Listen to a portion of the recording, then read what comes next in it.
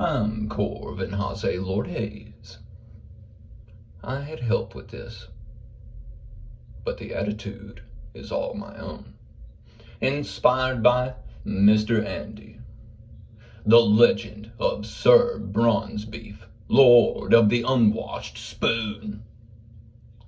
In the forgotten land of Bohemia, where men shaved with gravel and emotions were considered a seasonal allergy, achoo, lived Sir Bronzebeef, the surprisingly fragile.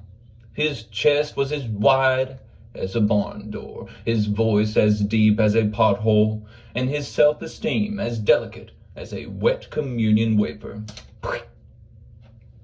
Sir Bronzebeef had a rule passed down through 7 generations of men who could not locate the laundry room if it were tattooed on their foreheads. A real man does nothing that could be confused with help. It was carved into the kingdom's great stone tablet, right under the inscription, "We don't read instructions, we just shake it until it works." Bronzebeef's wife, Lady Marigold, the patient, was a sorceress of great power and even greater confusion, because she had somehow married him during a midsummer heat stroke. One day she said, "Bronzebeef, darling, could you hand me the spoon?" It was a simple request, a small request, a request that would have saved the kingdom.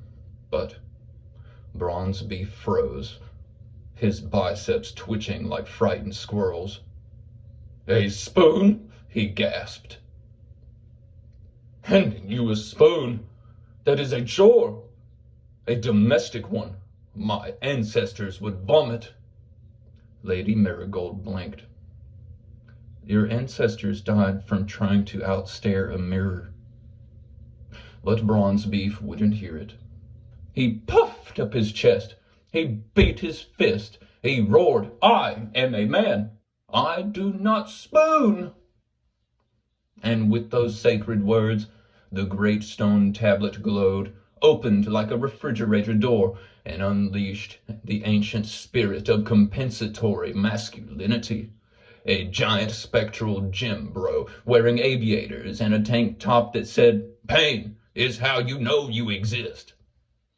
The spirit bellowed, "Bro, you have summoned me.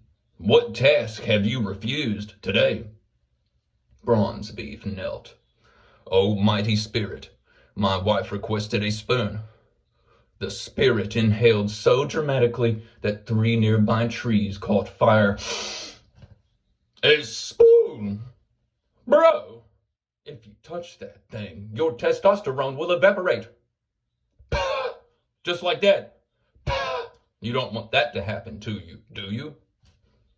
Lady Marigold sighed. "It's literally a spoon. For soup." The spirit shrieked, "Soup is a slippery substance of weakness." And then it flexed so hard that reality vibrated, and every man in Bohemia became temporarily incapable of pronouncing the word quinoa. But Lady Marigold was done. She raised her staff and cast the spell Common Sensius Domesticus, which was so dangerous it had been banned since the Age of Enlightenment. A blinding flash, a crack of thunder, and suddenly the spirit of compensatory masculinity transformed into a very confused golden retriever wearing a tiny crown. The kingdom gasped. Bronzebeef gasped. The dog sneezed. Lady Marigold handed Bronzebeef the spoon. The spoon touched his palm. Bronzebeef's eyes widened. He did not explode. He did not combust. Instead, he realized, slowly, painfully, that helping his wife did not, in fact, cause his manhood to fall off like a loose Lego piece. His brain made a sound like a garage door opening for the first time in centuries. He whispered, "I am still a man. Marigold nodded gently. Yes, love, you're still a man. Just a slightly less exhausting one. And so Bronzebeef learned the ancient truth. Partnership is not weakness, but being terrified of spoons definitely is. The kingdom rejoiced. The dog ascended into semi-divine doghood, and the great stone tablet quietly crumbled into dust, embarrassed by its own existence. The end. For now.